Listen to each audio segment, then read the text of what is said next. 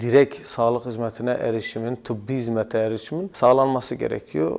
Bunu da bekliyoruz açıkçası devletten. Sağlık Bakanlığı'ndan bununla ilgili bir çalışma yapılması da bekliyoruz. Çünkü Orta Doğu'da yaşanan birçok olumsuzluklara bir şekilde destek verildi.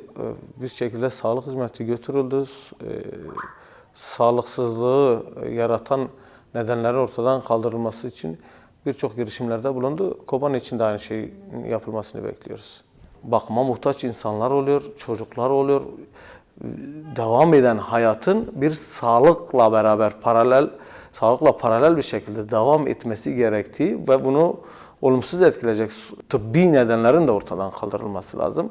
Diğer taraftan da normalde bir hastane hizmetleri de var. İnsanların ameliyat veyahut akut sorunlarına nasıl müdahale edileceği ve buna benzer sorunların nasıl giderileceği ile ilgili de açıkçası kaygılıyız yani.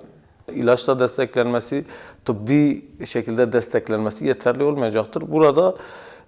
Orada abluk altına alınmış alanın bir şekilde özgürleştirilmesi gerekiyor. İnsanların ihtiyaçlarını gidermesi gerekiyor. O sosyal kaygılarının giderilmesi gerekiyor.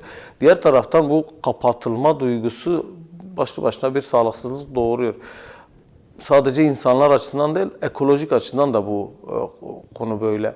Suyu da hapsettiğiniz zaman bir sağlıksızlık doğuruyor. Bir şekilde hani suyun kesilmesi veyahut temiz havaya ulaşılmaması da bir sağlıksızlık doğuruyor ve aynı zamanda oradaki insanların atıklarının kendisi de bir sağlıksızlık doğuruyor. Aynı zamanda da bu meselenin toplumsal bir mesele olduğu gerçekliğiyle beraber hareket etmek gerektiğini düşünüyoruz.